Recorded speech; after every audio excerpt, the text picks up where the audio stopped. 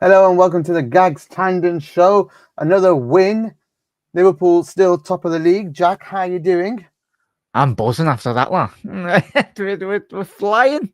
Absolutely on cloud nine, mate. I tell you, probably one of our, for me personally, as we'll delve into the great work that the Reds done today. But yeah, no, a lot of 9s out of 10s for me. Like, it was so good, mate. But well, not to jump ahead, but I know you certainly would have enjoyed it, and a lot of Reds out there certainly did. But yeah, amazing, mate. What a performance. It's always great when there's no stress Yeah. when you watch a Liverpool game. Usually we're going to concede first. We scored early. So, all those things that go into a game where we start to stress as a fan base, there was zero. None of that. Yeah. Very well controlled. A little bit disappointing to concede, but we'll get there. We'll get there. What do you think of the starting lineup? It was very interesting, to say the least. I personally would have liked to have seen Nunes start off the back of the Brentford game, really, but fair enough. I understand why, as we'll delve into the tactics this afternoon, mate. But I think from a technical point of view, it was understandable why Diaz was playing, mate. But yeah, strong lineup. Considering Ibu, I know everyone on the watch long and certainly tonight might mention Ibu, why he was left on a bit later than he was, obviously, given he's been playing with injections. But fair enough if he's been obviously given a couple of injections and play. But main thing is we rest him in the next couple of weeks, mate. But yeah, strong across the board. I think the main thing come now, 25th of Jan.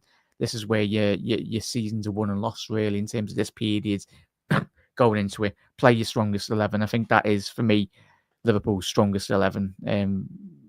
I don't know how you feel with that. It's on paper.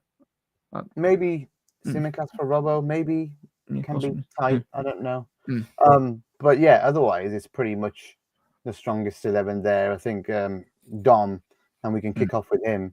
Really got us off to a great start with a lovely goal, a nice pass from Evie, to be fair.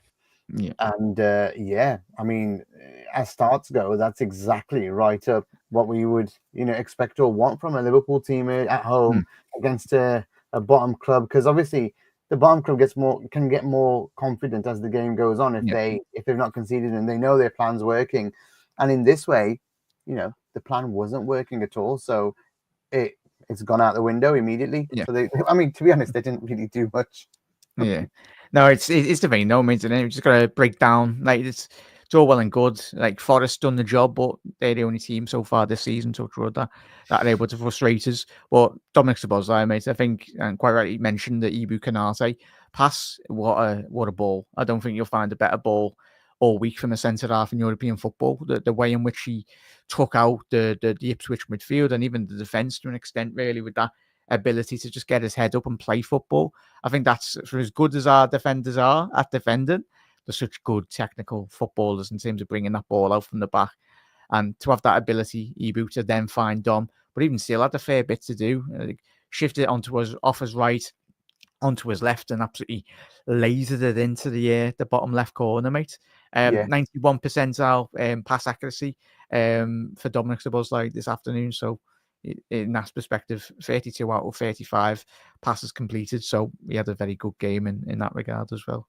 Amazing. And I mean, I thought the same thing with as Damo turning inside defender, creating a turn of space for himself to score a goal, and also on a bit of a swinger as well, right? I mean, it was on his left, so to get the accuracy as well like that, just ideal. Yeah, ideal. So 100%. Yeah, really good, really good. He does that well. I think with Dom in that position, though, Gags, I want to be seeing that a bit more, really. From like that's Dom at his peak, really. I think, but I think if we can start adding goals to his game now, I think that's just the actually cherry goals, on the cake. assists, everything is, and also the work rate's still there, and that's exactly what we need, and it's amazing. He's key to the team, so keeping him fit is exactly what we need to do, and I think we've been managing him, so he's not going to play, I don't think, this midweek. And we should start to play the Endos and the Elliots and stuff like that this midweek. And I know it'll be a small team in midfield if we do that, but that's something that we just have to get through. Doesn't matter what happens. I guess they don't want to give up the top spot, but you just need to get a draw. I just hope he doesn't go full strength and something happens where we get a player then missing the Bournemouth game. That's what I don't want, because obviously Bournemouth today have gone and smashed Nottingham Forest for 5. So yeah, we just drew with Forest away from home. But to be fair, we should have Yeah. hammered Forest as well in Yeah. that second half. I mean, I think as soon as they conceded that goal to us, Did he just capitulate? Did he yeah, this it's afternoon? like Yeah. No, it's capitulated, and that's what's happened. It looks like today. But I'll be looking forward to watching the highlights of that one and seeing what the goals were like. But yeah, that's a big shocker. yeah. And obviously on the other side, Arsenal were down to 10. Then Wolves got down to 10, So annoying. and Arsenal win. So it's still at 6 points. But next weekend, that win for us next weekend, we have to go for the win and go and get that win next weekend because Arsenal play City. So Yeah. it's going to be a real just go for important weekend next weekend for Premier League football, I think. Yeah. Yeah. And I wonder what City and Chelsea do later. So it's going to be interesting all round. Yes. So like you said, Ibu's, great through ball to him. So the second goal is Mo Salah. Yeah. With Gakpo assisting with that horrible pass that he did. Let's be honest. That cut in and that cross never works until it does, which is today. Yeah. He's done that a couple of occasions though this season, mate, and but when you've got your wingers as in Mo and Gakpo and even Gakpo getting the 2 goals as well this afternoon, they just get into those areas. But I think in terms of the finish as well though, mate, yes, it was a good pick out as well. But I think when you put a ball with that quality and you get a bit of, I think defensively they should have defended a bit better. But even still, Salah, one touch out of his feet to set himself up his right. And I tell you what, the execution on the pass, I think I looked at the XG at half time on the watch along and it was very low percentile in terms of XG expected goals. And you can understand like Salah on any. Angle in it. It's too ridiculous. Tight, ridiculous one.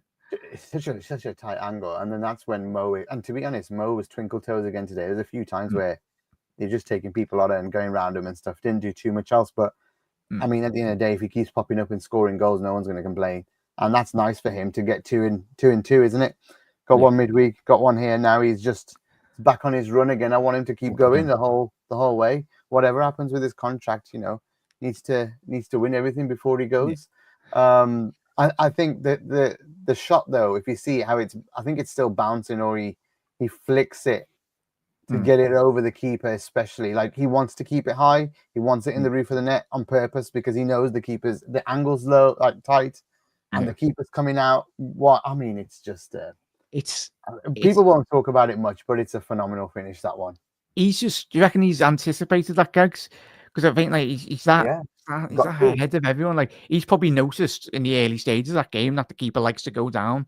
Like these are the levels that and I think it's just. I mean, in that angle, the keeper's going to expect it to be low and short, at him. So he's going to be wide and down on his knees and wide.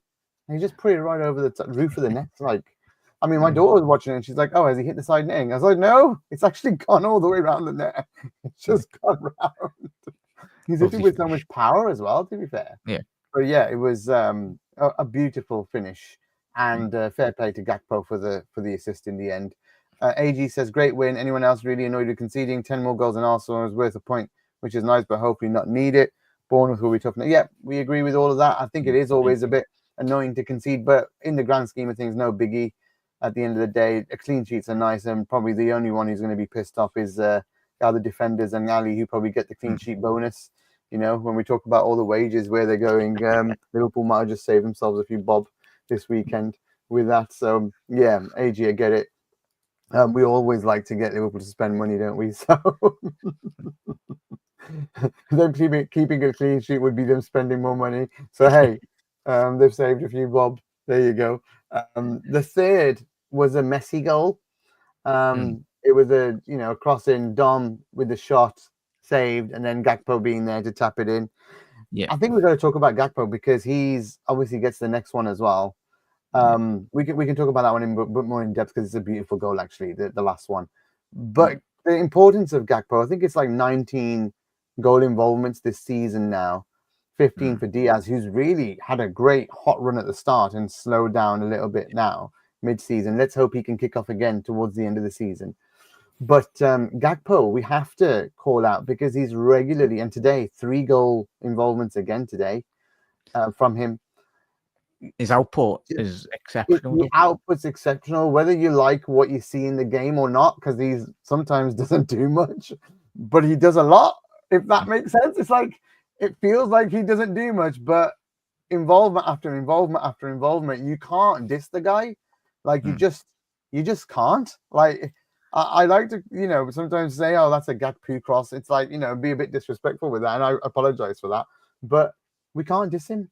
He just is in the right place, it seems, at the right time. A lot of the time, or seems to get these wonder goals, in the past has, where he cuts in and shoots and he gets them right in the corners. What do you think of Gakpo, Jack? Because he's I love him. under the radar for everybody else, like the fan bases, all other fan bases. But for us, he's a key player. He's, for me, I was made up when we signed him. I did do a couple of watch-alongs in the World Cup as well. He's very instrumental to that Dutch side. It's because he's 6'3", lad. That Gags just with certain footballers, sometimes it doesn't look like they can get out of certain positions just because the body shape and the frame. If he was like maybe 5'6", a bit more agile and all that, but even still, he's got a very good touch for a big man. But his output was there, even in the Eredivisie. I know everyone says, oh, it's the Dutch league, but even still, his numbers that he was producing in that league, and then in terms of transitioning that into life in the Premier League, there was always a player in there. It was just a matter of getting a manager that could get the best out of him, really, and assist him and integrating him into the team. But yeah, and quickly touching on that fair goal as well, though, Gravenberch, a very good penetrating passing behind as well, played a very pivotal role in the build-up to that goal. And it was Ipswich, but Grav looked like he was back on to his best today. And to be fair, you have to just do it against whoever the opponent is on the day. Yeah, and he was really good today, Grav again. So Cody's timing, Damon says Cody's timing of his runs to meet across at the back post is amazing. Beats the offside so often, hits a target, and I think that's a really good segue into the Trent cross, because this cross is exactly what is great about Trent Alexander-Arnold, and exactly why Liverpool want to keep this guy is because the talent in him to just put a ball on someone's head. And luckily we had a 6'3" guy in the middle at the right time to put it in. But that's like Gakpo's 6th header this season as well. Like, we don't like it's he arrives. He's got a canny knack at it, don't miss any, in terms of it's so a value that's probably, I'd say, undervalued in terms of the modern game at the minute. In terms of, you look at wingers, you look at obviously John Barnes, Mane, Salah, but even Gakpo, I think he certainly can get up to those levels. I know there's a long way to go even to match, obviously, like John Barnes, but I think he's got that technical ability, he's got that quality. As long as he stays fit, I think he can be absolutely instrumental in terms of Liverpool. What we want to be doing, not just this season, but for the next couple of seasons to come as well. I know there was links with Skellier, obviously the lad that went to Napoli as well, Cravatsky Skellier, but I think when he's in tip-top form, Gakpo, I think for me, he's a nailed down. He's left winger for Liverpool. I would personally have him ahead of Diaz, but the way in which we've utilised Diaz, especially this afternoon, is interesting, because we need not just one way of playing. We need different ability, like styles and stylistic ways to break down teams, and the way in which we broke down them. So this afternoon was exceptional. I do think as well, if Jota plays, it's a different game. Like, he's going to get in the end of things. It's more than Diaz is. Diaz is not a 9, and you can tell that Diaz is not getting much. Like, to be fair, today didn't need Diaz. He could, for all we know, he could have been sitting with the fans in the Anfield Road end, watching for most of that game, because he just wasn't around until the second half, doing a bit more in the second half. But otherwise, he had a nice little mazy run in the second half. But otherwise, he was so quiet. It's unheard of that you don't even need, one of your star players to play. So I just hope Diaz comes to life next week against Bournemouth. We could really do with him starting to get those goals in. And when we talked about Gakpo earlier, I was just going to say, when you were saying about the Dutch league and stuff and how he came to light, I think the World Cup that you said you did the watch-alongs, that was really where he came to prominence in terms of before. I mean, he was only 6 months later he joined us, so it was that World Cup that really he was scoring for fun. and scoring a whole mix of goals, headers, and from outside the box, and like and when you can do it at that level, I mean, it's not the Premier League, but it's still the top. It's a level of all the World stage. good players. The good players are playing against each other. Then you kind of get a little bit more convinced. Oh, okay. And I bet Virgil's coming back and going, we need to buy him. Yeah. I think we need to get him. Yeah, the Dutch contingent. It's great. I think for hopefully next future up and coming Dutch player, probably look at Liverpool and go, yeah, I'd love a bit of that. Certainly, with the captain as well, mate. But yeah, it says a lot. Like the way he led that team in that tournament. And especially for PSV as well, the captain of their team as well. So I think he won the title, maybe 1 or 2 league titles there at the time. Apologies if I'm wrong, but he's got that captain ability as well as the fundamental quality. Yeah, you can tell he's calm. He's like, he does present himself as a leader, to be fair to him. He doesn't have he's not like one of those, he's not like him and Diaz are completely different. It's like, Gakpo is very much in the mode of a VVD, where very calm, not going to get excited, doesn't get into things, whereas you've got the more emotional type of player like a Nunes, like a Diaz, who are just rely on that momentum type thing, and if they get a run going, they're going to go nuts. Whereas I think Gakpo's very much, comfortable in his skin, knows what he's got to do, know when he's going to do it, and he's very reliable, and therefore is now becoming very consistent as well. Yeah. And that's the difference. I think he's he's got a very much a calmness about him. Like Mo, there's a calmness around some players, and there's a more emotional element to some players, which is fine. It's not a problem. But I think that's what happens with Diaz. When he gets a couple of goals, he might just get on a run, and he needs it. Whereas I don't think that's the case with some of these, with like, especially the Dutch players, maybe even Grav too. Yeah, maybe a bit more. This year seems to now own his spot. I know I've got a game. I know I've got to play. I'll just be consistent in where I am. Yeah, he's tiring. That's not his fault. That's because we don't have a replacement. Chris says, glad the boys came out and thrashed them today. We need a game like this. Bournemouth won't be a cakewalk. Completely agree. Tad talking about Gakpo here, very academic. He's academic too. So studies the game a lot more than most players do. So Tad with a great point there that he's quite studious with football. So you can tell actually, and that calmness comes across. So I'd again side with you. And start of the season, I'd have picked Diaz as the left winger, but now it just has to be him with the amount how consistently he's stepping up for us. And Mo's on 40 goals and assists this year now. So total goal involvements, and he's got Gakpo's got half of Mo's and 19 or less than half. So yeah, I mean it's nuts. It's nuts. In the end, though, the second half was such a cakewalk, Jack. We didn't really have to hit the bar post once. We didn't have to do much else.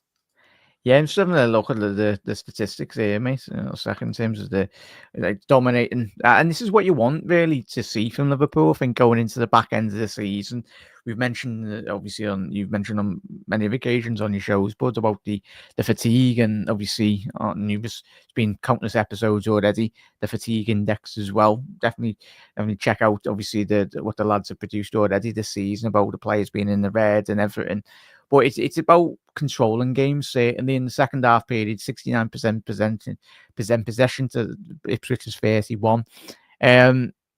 The back end of the game, as we probably mentioned with the goal mismatch, it was a land. It was a giant against Frodo Baggins, to say the least. Anyway, or whatnot. It was a very big mismatch. But in terms of the clean sheet, you want to be seeing that. But I think I don't know how you feel, Gags or Chat, in terms of how Liverpool, certain moments, allow teams to have the ball.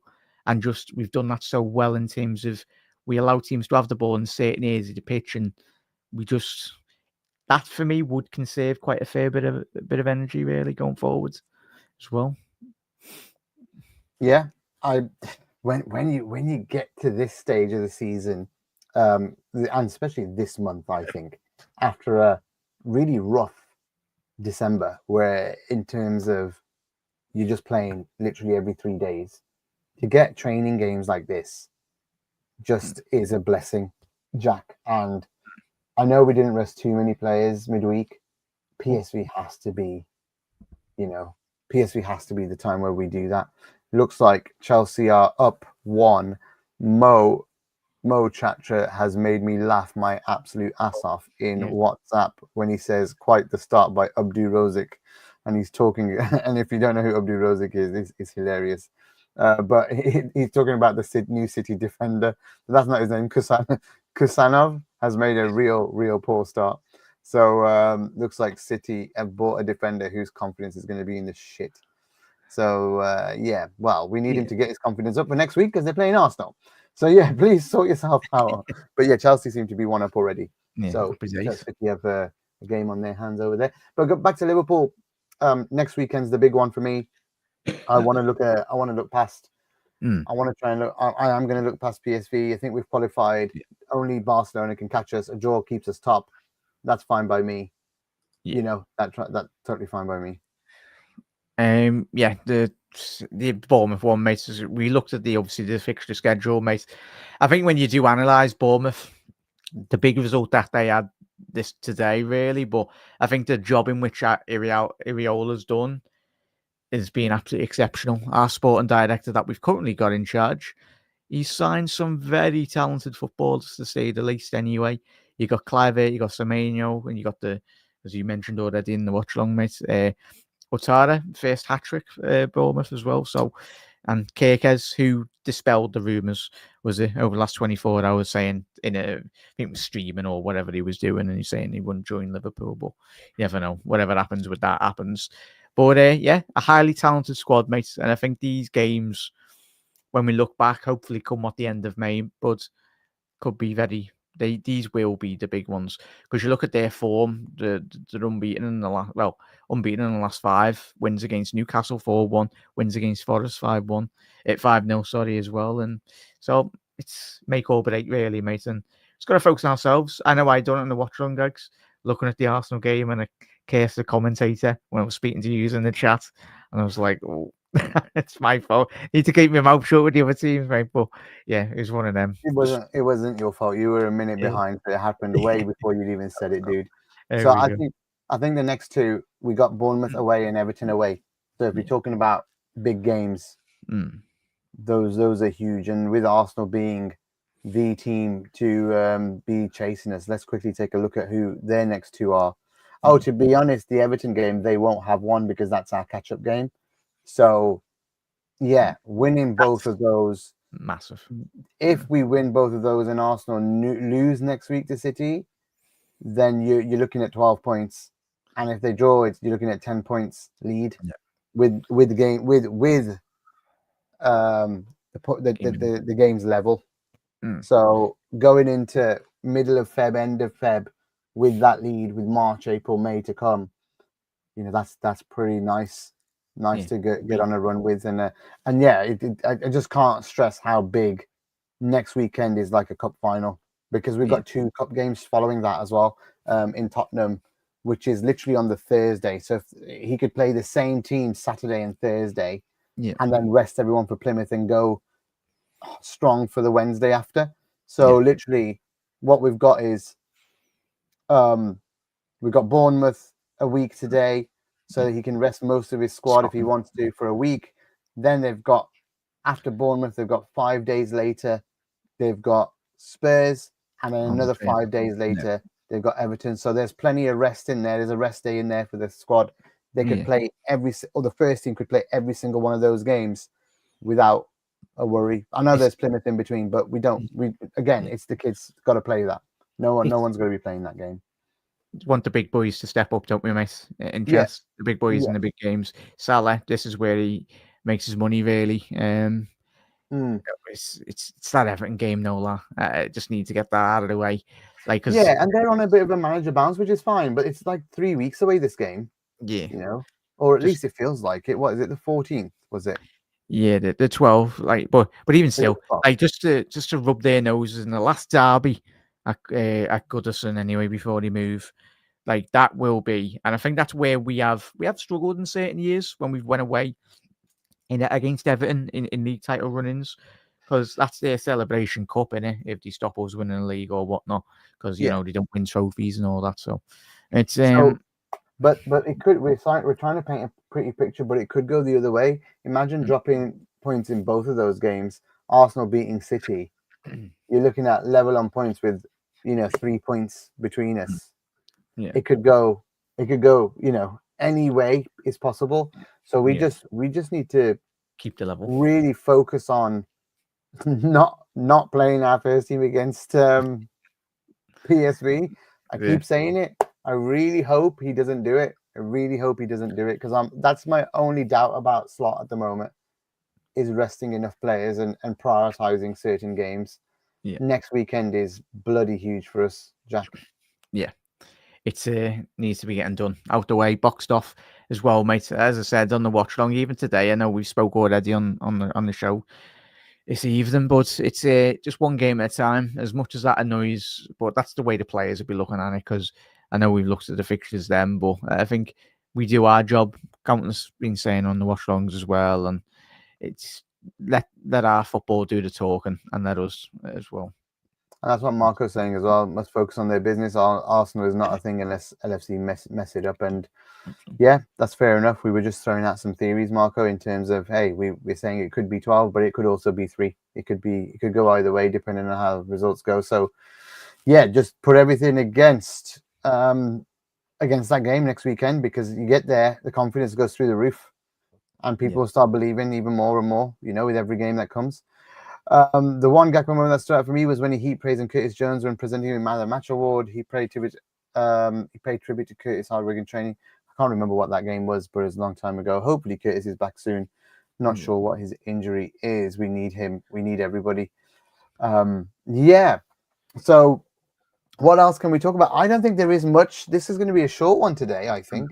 Is there anything else we need to cover? Should we cover the Man of the Match now? Yeah, do you want me to give me my Yeah, I think we're going to agree on this one today. Okay, I felt it was Gravenberch. I get a couple of his numbers up. We're not going to agree. Oh no, this is good. We had a lot of good performances from the Liverpool lads.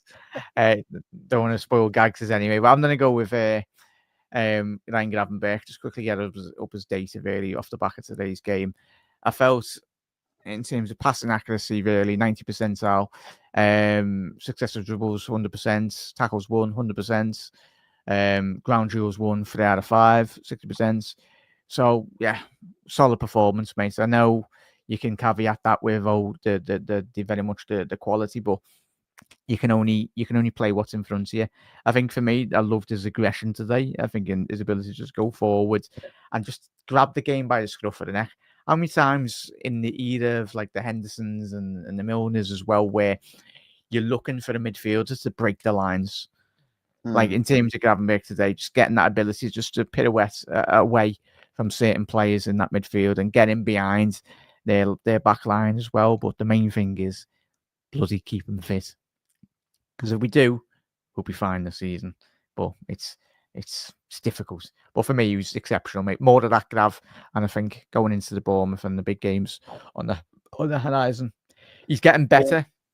For me, week on week, the more we see him in this position. Yeah, he needs to keep going. I think it was I'm gonna and Dom was a close one, I think, just because he played really well, like Nick said. But I'm gonna go with the other one that Nick talked about there, Gakpo. Now, whilst he's not heavily involved in the game all the time, having 3 goal contributions in the game with an assist, 2 goals, I think I'd have to give it to him, just because that's pretty damn good from him, and the type of stuff we want to see from him more often. So for me, it's Gakpo, just for also this season, he's just having an absolutely fantastic season. One of the reasons why we are where we are, as well as Mo, and we shouldn't say, and Diaz with 15, probably doing quite well for the league as well.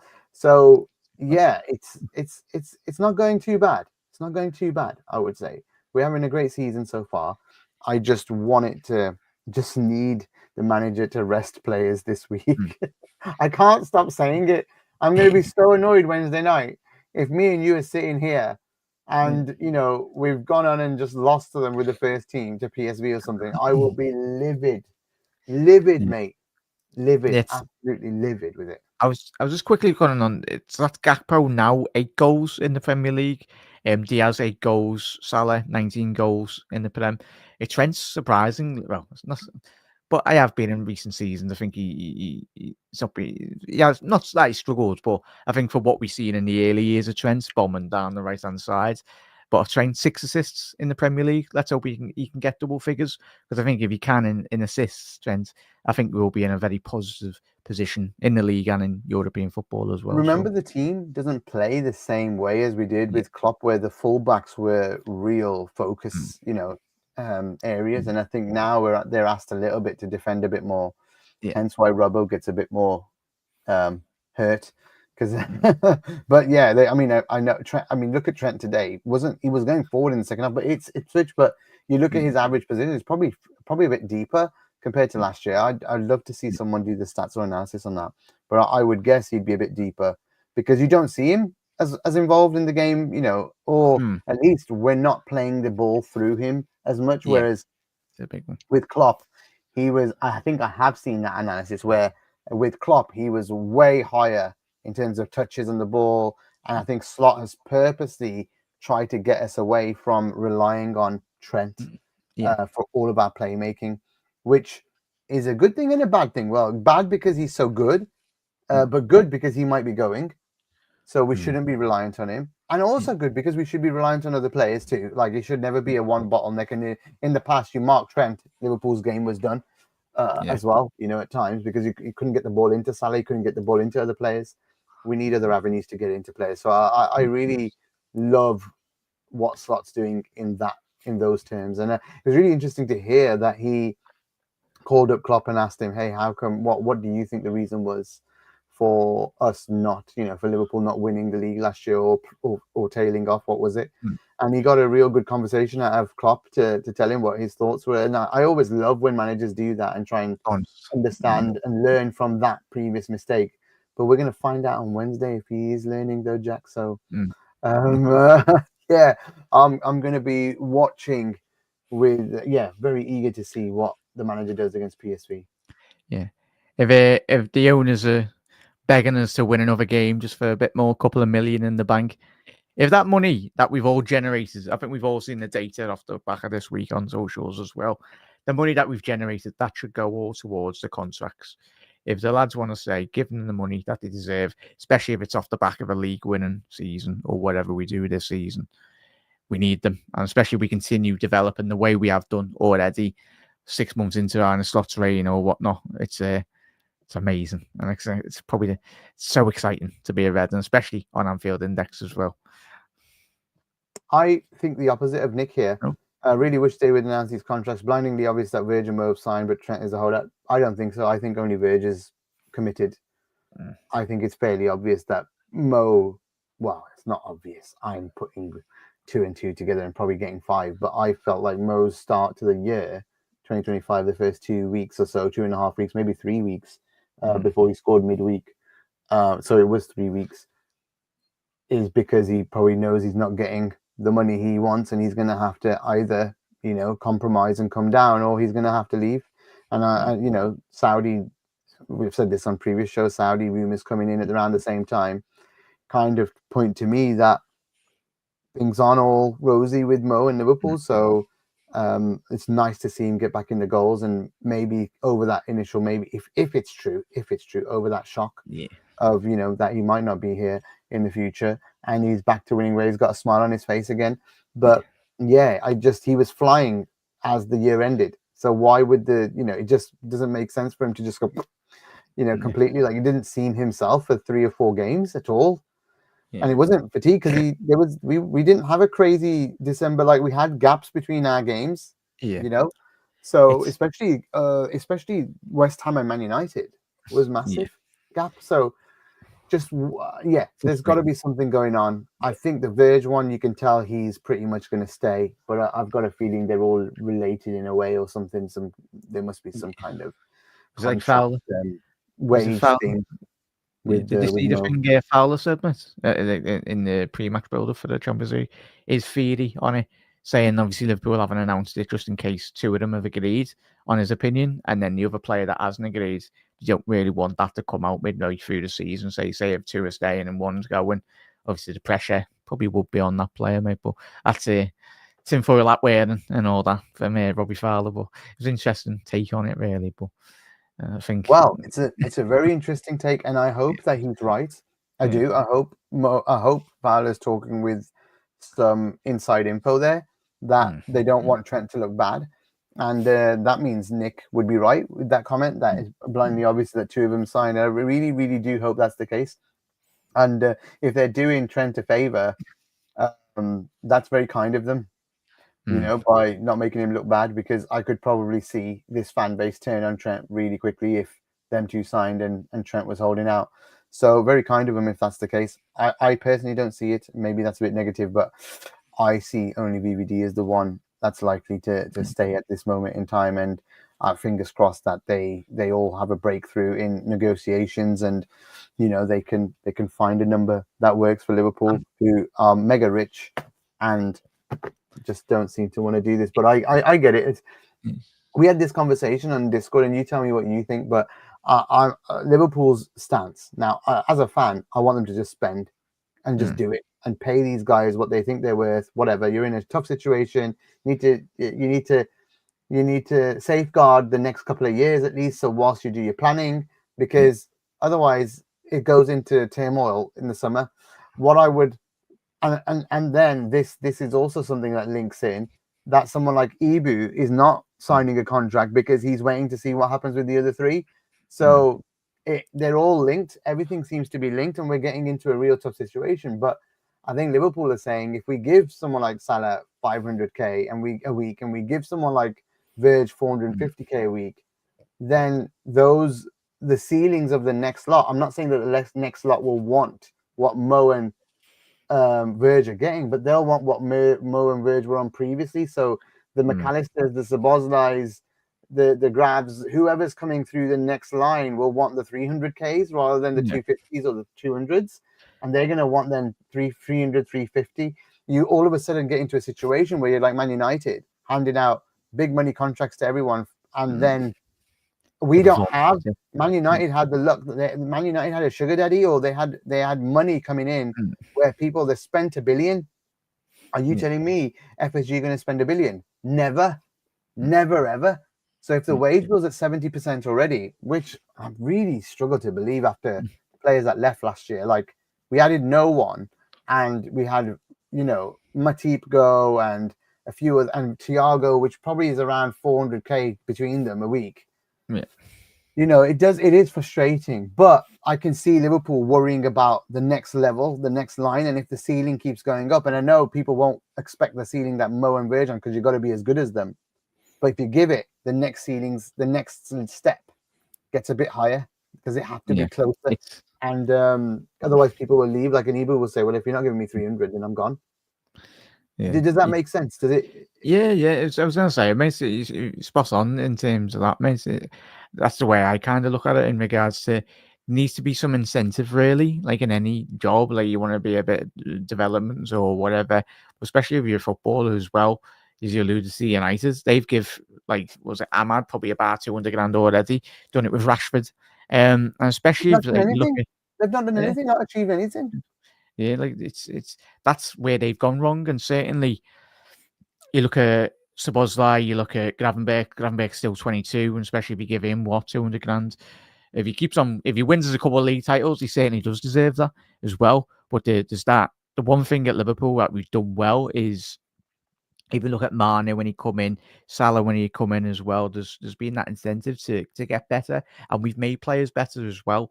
Being at Liverpool it's not a given, right? You've got to work your backside off and play for the shirt as well. And we've been very blessed that we've had legendary footballers. But if the three lads, whatever does happen, the football club will still always continue to produce quality as well, and we'll go out and hopefully, as I said in my watch long, I think, as you alluded to before as well, Gags, we'll go out and spend money if it's needed. But I think if we do win the league or whatever we do this season and we've not spent the money, then there's no reason for next summer, whatever happens with the other three lads, we don't.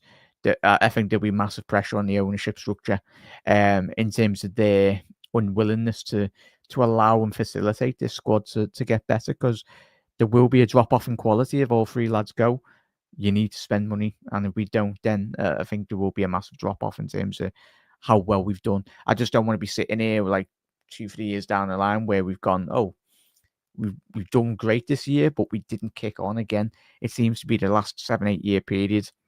We had such a great squad. We just need to kick on and elevate the side into a greater level. Really, for me, I don't know. So there's going to be a lot of work. I think the thing that we're all going to be doing now is counting down. And with this, how many games have we now played, Jack? Do you know what the table number is? Yeah, 22. This was match week 23, but this is obviously our 22nd game. But the thing is, Gags, quickly on that one. 10 more wins, Jack. Did you know 10. that? Oh, sounds. 10 more wins and the league is ours. So it's 16, right? So it's 10 out of 16. Yeah. So you win next week, it's down to single number games. Yeah. That's how important it is. You know, you go and beat Everton as well. It's down to 8 games. It just gets closer and closer when that happens. So that's how important the next 2 games are. So yeah, I can't say more how important it is to rest players this week. Does that include if Arsenal drop points as well? Or no, if they drop points, it gets less. So if Arsenal lost to City, just one more gone. So for example, it automatically goes to 9. Oh wow. So no matter what happens, if basically Liverpool and Arsenal lost next week, it's automatically then, oh no, it'd still be 10 then if we both lost, but it'll be 9 if we won and they lost. It probably goes down to 8. It's like 2 get cut off. And then we can start rotating in the league for the Champions League. Let's get to sorry, Chester. Oh yeah. Let's get to next week first. Yeah, next week. Need to keep your feet on the ground here, Jack. They're over me. I'm not even looking at the Champions League. To be honest, it's the second priority this year. I just want this trophy. I want this trophy for these players, for this manager, for the old guard in the team and the new guard in the team. I want them to have this because then they'll push on next year to do even better. 100%. You know, so it just becomes that really it just gives everyone so much more confidence. The manager getting a Premier League title under his belt in the first year means he automatically can stay as long as he wants to stay at the club until he gets bored and gets to rebuild Liverpool 3.0, because this is 2.0 since the Klopp era, so this is 2.0. And if we do get 3 players leave this summer, then it's Liverpool 3.0, and he gets to build that himself, pick the players himself, make the team again himself, and you know, whatever happens. But winning it now is all I want. The players staying, leaving is immaterial after that. It would be nice for them to stay, but I think whilst they're here, let's win it. Let's win everything that we can, and this one first. This is the highest priority for me. So, do you agree with that? Yeah, 100%. Mate. I was just quick on the contract as well. Don't chat, let us know. I don't want what happened last year where Klopp announced midway through the season and the wheels fell off. That's where I do feel if the contract talk did come out and say if Trent is going or one of them is going or if they're all going, that we don't need that distraction. I think it's being handled well. I know all of us fans want it to be done boxed off as quick as we can, but if it comes the end of the season, as you mentioned here, Gags, and we do the business, hopefully, fingers crossed, then sounds, and then we get the announcement after the final game of the season or whenever we do hopefully win the league or whatnot, whatever happens, then just let our football do the talking and let the discussions in the background rumble on and sort themselves. Fingers crossed. This is really interesting. The pace that we're running at now, points per game, we get 92 points. Okay, so the run that we're on now, the maximum Arsenal can get if they win every game, every single game, is 92 as well. But they have to win every single. They have to beat us at Anfield to get 92. If we win every single game, it's 101. So we basically have that 9. It's that 9 points there basically is what it's all about. So the further we get into the season, the gap stays around this. The higher the chance, the more the probability, all of it starts to go more and more in Liverpool's favor. But that's why I say next weekend's so damn important. And then the Everton game for me is so damn important. I would give up the Carabao semi-final for those 2 wins. That's how far I'd go for it. You know, that's. I mean, I know people will say I'm stupid for that, but I would give up that semi-final and that final to win both those games, because I think winning both of those games puts so much pressure on everyone else in the league going into March that people start giving up. People will start, the other opposition players will start to give up. You look at the notifications on the benches and all that, and they're like, "Oh, they've done it again." Like, that's why it's massive. Like, that's a massive win for Arsenal. But as we've already said tonight, miss, like, if they didn't win that game, they're literally on the last legs, really, this Arsenal side. And did you see the goal? Was it another corner? I think like it's great for us. It's so. I mean, I'm not sure. I didn't see it, but my point is here that they have to keep grinding those out. Yeah, we just have to win, and if we just win, their confidence every week will just get shot more and more and more and more, because they can't keep up. And against City next week, if they're going, I mean, is that at Arsenal or is that at City? Yeah, quickly check. I think it's at Arsenal. So I guess they'll have but they don't have much of a squad, right now as well. They're hurting a little bit. So it's just really interesting to see what's going to happen, I think. Yeah. Especially because we can rest midweek.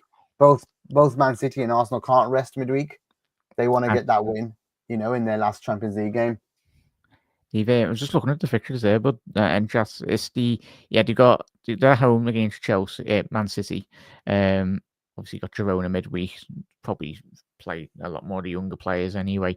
Then you've got Newcastle away. Probably if they want to beat them, they then have to use a lot of energy in that. Obviously away to Leicester, 3 points there. Arsenal at home against West Ham, 3 points. But it's that game against Forest as well, back to back. They got Forest away and then Man United away, both in the Premier League, 26th of February to March the 9th. So that's going to be interesting. Oh, and then Chelsea on the back of that as well. So it's this period, as you said, mate. You're rightly so. 100% agree with you there. But right, just get to that. We can get to that period. That those couple of those fixtures with Arsenal we mentioned. That's when I think, fingers crossed, it goes our way. Absolutely, they've got City. They've got to go to Newcastle after City, like in the EFL as well. So they're going away, so they won't rest anyone on the Wednesday. Then they've got, Leicester's easy for them. Then they've got West Ham at home, which you never know with a derby. Then they've got Forest away and all, like you said, United away. So it doesn't get easier for them. No. But Man United at home, Man United away nowadays. Old Trafford's like just an easy 3 points to go to, I think. Let's hope they can get something going by then, because we've played them twice now. So I don't really give a shit if they beat everybody. Let them win. I mean, they could go on a flipping run and knock everybody out.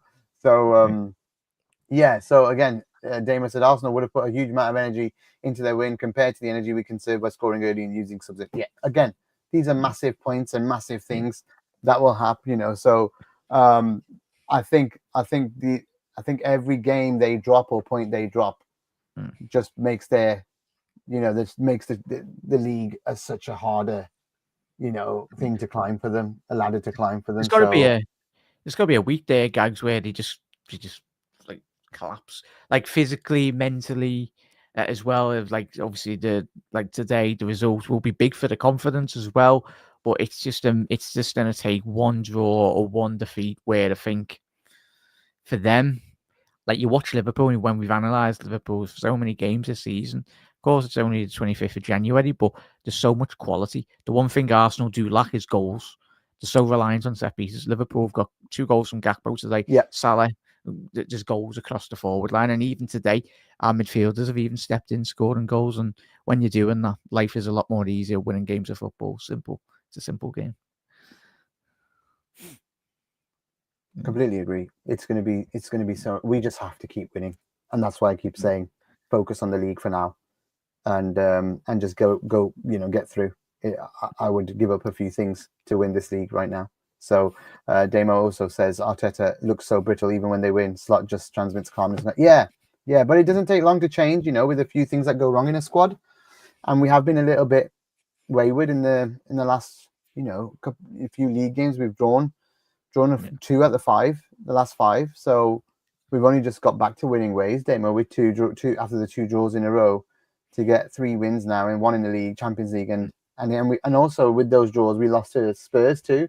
So we had a bit of a blip. Hopefully that's our blip out the way that Arteta was looking for. Not too bad of a blip though, is it?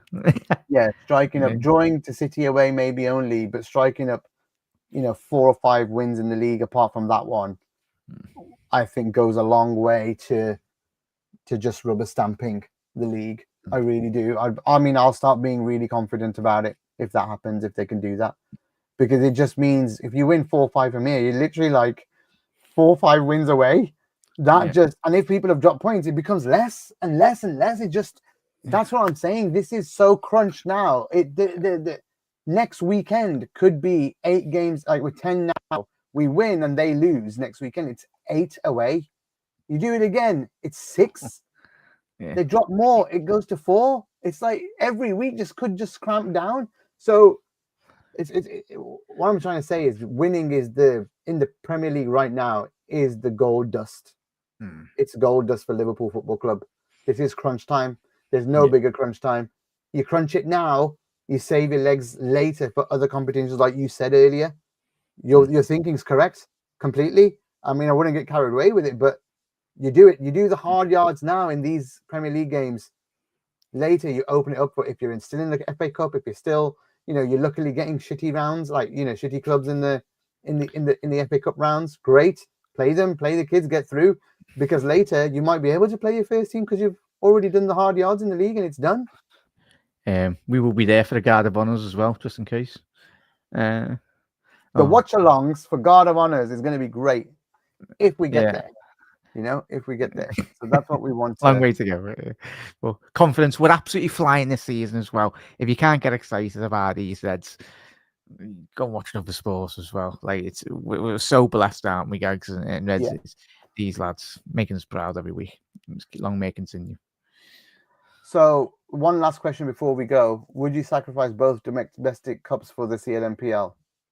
I would, but don't think Slot necessarily will. Slot's a crazy man if he won't. I'd agree with Gags. I'd say Premier League and Champions League. Could you imagine a double? Not too bad. In your first season.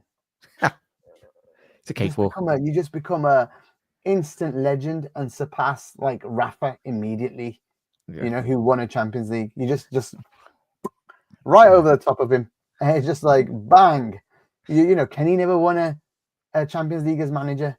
The problem is you can't go past Kenny because he won so many leagues. So those mean a lot. So you can't, and also his playing career. So it's hard to surpass Kenny as a manager.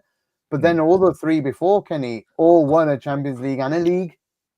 Well, Shankly didn't win a Champions League. Sorry, So and no one's ever surpassing Shankly just because Shankly. But it's what I'm saying is there's the Houliers and these and that who we look back at Rafa, who we look back fondly for what they did and they achieved.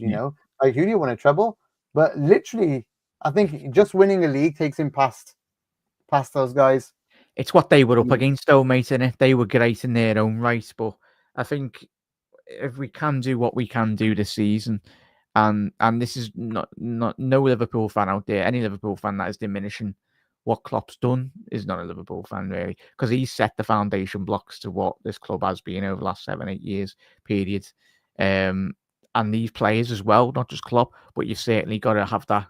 You've got to have the quality amongst these squad as well. We've got leaders across the pitch in every area. But this is what Liverpool done in the 70s and 80s. We mentioned with Rafa, the good periods with Gerrard and the lads. But now let's hope the next 5-6 year period is our dominance now of just being consistent. So Klopp feels like the previous era's Shankly, but a lot more successful because he literally won every single trophy, in the that's possible in in club football, and actually he's the only manager that's done that for us.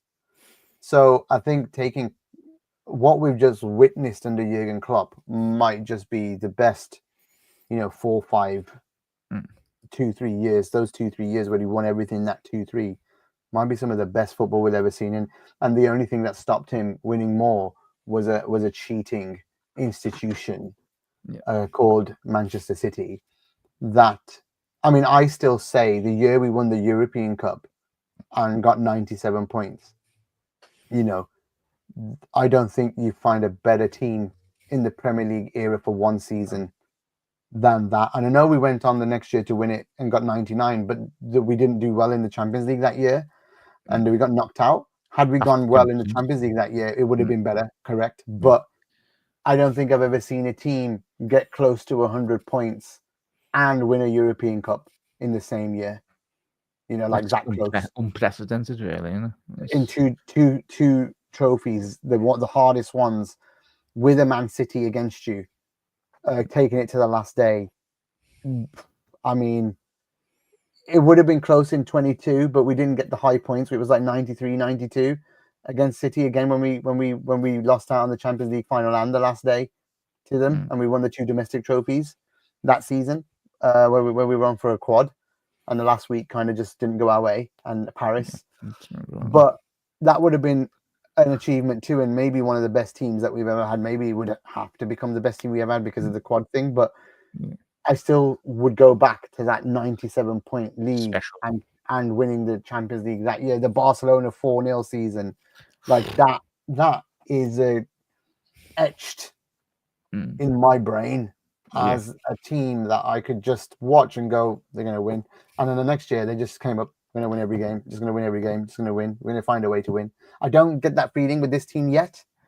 I'm still nervous. Needs trophies, though. Yeah, exactly. Take a year or two to get there, but that 2 years with Klopp, I didn't even feel that under Kenny when I in the first time. You know, like we expected to win all those trophies back then, but that 2 years of Klopp was, I think it redefined how a team on a shoestring just didn't spend much money. Had to sell Coutinho to buy more players. Like it was somebody should do a proper, if that documentary is a rush job on Klopp, it's a disgrace to us, to be honest. Because they changed the story. To be lifted up and perched up somewhere as fucking incredible. Should be a masterpiece. Should get an Oscar. Really, what are you doing for Liverpool? He should be getting the awards for that. Yeah, it's just he changed the storyline to that, didn't he? It was meant to be like the back end of his career, the back end of the season. But obviously just a homage to him, and rightly so. Exactly, and I don't know if they've done justice to it. I hope they have, because those 2 seasons should get highlighted, and a lot of people don't talk about them enough. But Jesus, we were awesome. We were awesome. But hey, we've gone another hour, and we were supposed to be a short one. Here we are. And this always happens somehow. But okay, thank you so much to everyone for joining us. I know we haven't had the audience that we normally get in terms of numbers, because it was Ipswich, and it was pretty easy and not much to talk about, and everyone just kind of wants to get on with it Saturday. Hopefully next weekend we're buzzing a bit more, because it's a biggie. Free valuable. They're in a bit of form, and if we can beat them, I think everyone's going to start singing, "Now you're going to believe us. We're going to win the league." And I really think that's like the United of end of Jan, you know. So City have scored. That's great. Want them both to drop points. We appreciate it, Demo. Cheers. Thanks very much. Cheers, Shaz. And Jack, once again, thank you for all the hard work. I know you're putting in some hours recently, so really appreciate it. And keep on doing the good work you're doing. And we will be back. Hopefully, I'll be back. Maybe both of us will be back on Wednesday, and I'll be back on Thursday as well, and then Saturday again. Oh, you know what? I'm getting shows coming thick and fast this week. I'm doing 4 in 8 days. 4 YouTube's lives in 8 days. So please do check out all the other content. Check out all the stuff that Jack is doing as well, and everybody else. But from us, that's it for today. Hope you had a good one. Jack, thank you very much. Thank you, mate. Chat, enjoy your weekend, and we go again on Wednesday. Up the Reds. Get in.